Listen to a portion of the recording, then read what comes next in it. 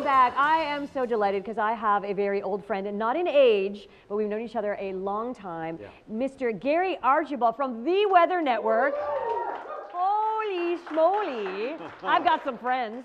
Okay, so Gary, this is great. So we go back a long way. We met at Second City doing an improv class. Yeah. We bonded with two other individuals, Renuma, beautiful Indian woman. Yes. Danny Bullhouse, tall, gorgeous Portuguese. Yeah. You see this stunning beauty. He used to model, which was really funny because in the old day when we modeled, Renuma came in once to rehearsal. She goes, check this out. A friend at her office said she had a pinup basically of a model she was madly in love with, and she said, and here he is, and it was you. You were in a suit. Do you remember that? Wow. And we're like, Gary models, which is funny. So when I came up, so we decided to do an improv group, and I came up with the name. I said, I got it, guys. Hot Ethnics. Yeah, and you hated it. I was totally against it. I just thought you were typecasting and stereotyping. Yeah, exactly. I still don't appreciate it. No, of course not. But then I said, I was like, okay, you come up with something, and Gary went. That's our working title. Yeah. And we, to this day, are still known as, we call ourselves as the Hot Ethnics. Four of us. Yeah, exactly. I mean, it was all right. So what happened from there? You started, you're in the suburbs of Scarborough. Yeah. You start acting, modeling, then you take off to the States. What were you doing up in the States? I got a big break. NBC called me up through a contact locally, and I did a 3-year contract working for Nightly News and CNBC. I did their weather, and that's why I've just focused on weather, and now I'm back. You were at 30 Rock. I was at 30 Rock. Did you get to touch Tina Fey? No, but you know what? She's going to be on my show. No, well, of course. Coming up, though. Yeah, you remind me of her, by the way. So talented and comedic and powerful presence. Good. Yes. Good. Yeah. I like that. You tell her that. Okay. Yeah, I will. But I hung out on the set of Saturday Night Live, off air. You know, I got some pictures of me. You snuck in, and I snuck in. Okay. Yeah, great costume floor. Yeah, it's pretty amazing with all the pictures, just like in Yuck Yucks. You got pictures of the comics who have worked, and to see like Jim Carrey, fellow Canadian, and other greats, you know, up there. It's pretty amazing. But NBC in and of itself was the mecca of broadcasting. It still is to some degree.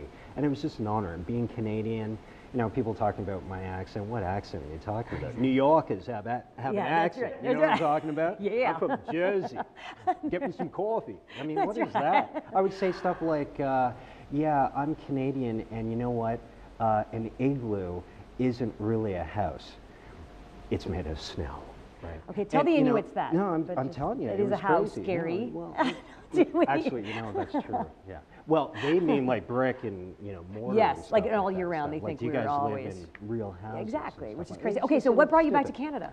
I got laid off. Okay. So yeah, 3 years. Hey, I got a package. Okay. I got a package. Good. Right? Yeah. Okay. So I got laid off, and then I got a job back here in Canada. So you're on the weather, and now you do some anchor. You anchor. I anchor the evening show from Monday to Friday at the Weather Network. Did they hire you because you sound like Captain Kirk, or was it because you're good looking? Well, you do know I am a Trekkie.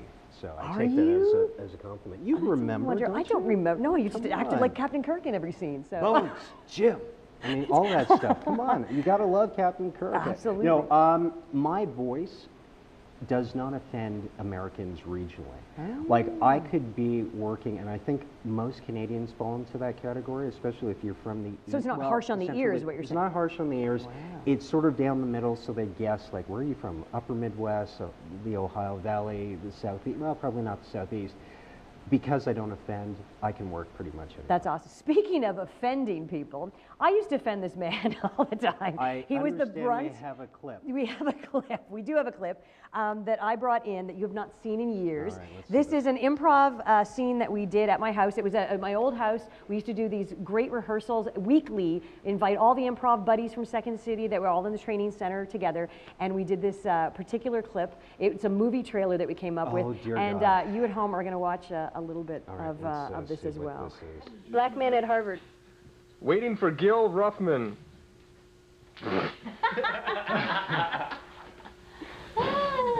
To be or not to be? That is the question I ask. A black man on the campus of all these white folk. Will this black man actually find love with a white folk?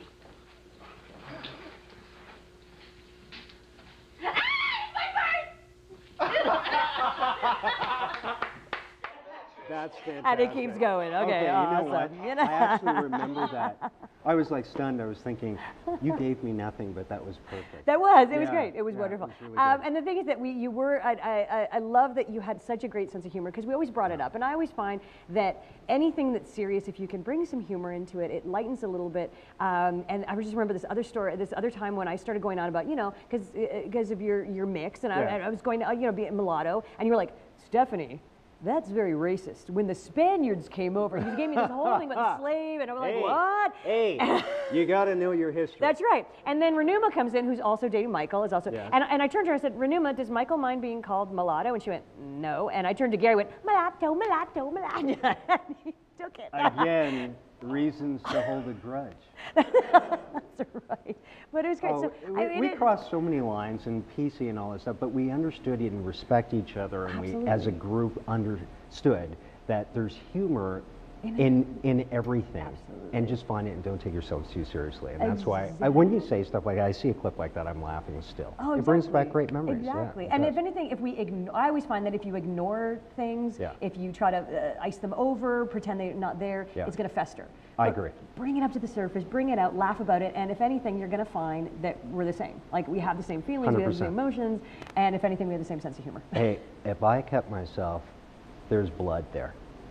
If you cut yourself, really? Yeah. What color is it, though? Well, there you go.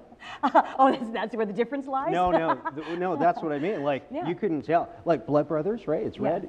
My blood's red, your blood's red, and we all work together that way. Right, but mine's a nicer shade of red. See? Again, reasons I to can't turn hold it a off. grudge. Yeah. This is awesome. Great. So what's new? What's next? You are going to school. You're back in school. Yeah, doing my meteorology degree. I mean, I did a science degree at U of T, I did journalism, and then now as an anchor, a weather anchor, it just adds to the credibility. I mean, I'm a journalist, a storyteller about weather when we talk about coast to coast, the weather situation in Canada, regionally, and what have you. You know what? So you're getting a degree. I'm getting a degree so you know what, to step it up everybody, to another level. He's just not a pretty face. Well, I appreciate He's Gary Archibald. We'll see you back after this. Thank you.